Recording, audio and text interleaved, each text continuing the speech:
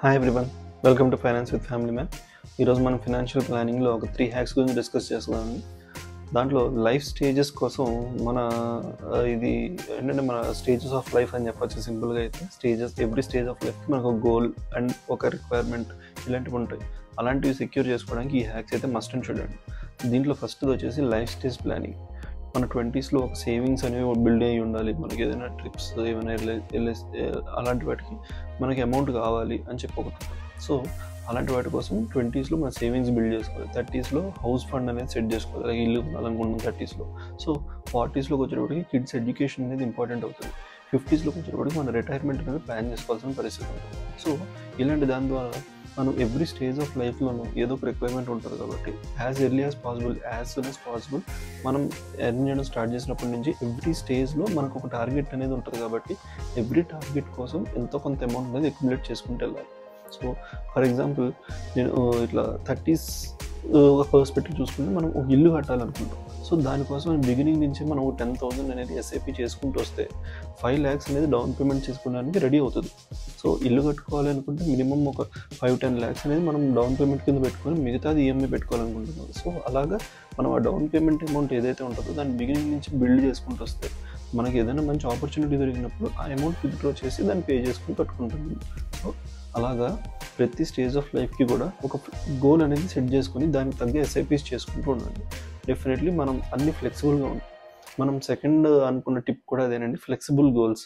So life change అయిన ప్రతిసారి కూడా ప్లాన్స్ అనేవి ట్వీక్ చేయండి. ఇప్పుడు జాబ్ చేంజ్ అయ్యామో, లేకపోతే ఇంట్లోనే ఇప్పుడు మనకు బేబీ పుట్టిందో, ఇలాంటివి ఏదైనా ఉంటే డెఫినెట్లీ ఈ గోల్స్, ఈ ఇన్వెస్ట్మెంట్స్ ఏవైతే ఉంటాయో వాటిని ట్వీక్ చేయండి. ఇప్పుడు ఫర్ ఎగ్జాంపుల్ బేబీ పుట్టింది అనుకుందాం, ఎడ్యుకేషన్ సిప్ అనేది ఏదైతే మనం 5,000 పెడితే బెటర్ అనుకుంటామో దాంట్లో మనం దాన్ని ఇంకొంచెం ఇంక్రీజ్ చేసి ఒక 8,000కి పెంచండి. దాని ద్వారా ఈ బేబీ ఎడ్యుకేషన్ అనేది ఇంకా మనం స్టేబుల్ చేయగలుగుతాం. ఇంకా దాంట్లో మనకి ఎక్కువ అమౌంట్ అనేది అక్యుములేట్ అవుతుంది. సో అలాగా మన ప్లాన్స్ అనేవి యాజ్ పర్ అవర్ లైఫ్ దాన్ని కూడా ట్వీక్ చేస్తూ ఉండండి. థర్డ్ హ్యాక్ వచ్చేసి మైల్ స్టోన్ రివ్యూస్ అండి. ఎవ్రీ 1-2 yearsకి ఒకసారి మన ఇన్వెస్ట్మెంట్స్ అన్నీ కూడా వెరిఫై చేస్తూ ఉండండి. సో మనం మన టార్గెట్ని రీచ్ అవుతున్నామా లేదా, మనం కరెక్ట్ స్పీడ్లోనే ఉన్నామా లేదా అనేది కూడా చెక్ చేసుకుంటూ ఉండాలి. లేదు అంటే ఇంకా ఇన్వెస్ట్మెంట్స్ అనేవి పెంచుకుంటూ ఉంటే మనం అనుకున్న టార్గెట్కి అనుకున్న టైంకి రీచ్ అవ్వగలుగుతాం.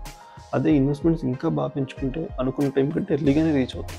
సో అలాంటిది కూడా మనం ఎప్పుడు చెక్ చేసుకుంటూ ఉండాలి. ఎందుకంటే మనం స్లోగా ఏదో వేస్తున్నాను అనుకుని వేసుకుంటూ పోతే అది రీచ్ అవుతుందా లేదా అనేది కూడా మనం చెక్ చేసుకుంటూ ఉండాలి. కాబట్టి ఇది tweaking and mile stone reviews అనేవి చాలా ఇంపార్టెంట్ అన్నమాట. ఓకే, మనం ఒక 5,000 అనేది మన హౌస్ సిప్ కోసం అని చెప్పి, ఒక 5,000 ఎడ్యుకేషన్ కోసం, 5,000 రిటైర్మెంట్ కోసం, ఇలా 5,000 వేసినా కూడా 15 yearsలో మనం 30 lakhs బేస్ అనేది సెట్ చేస్తాం. రైట్.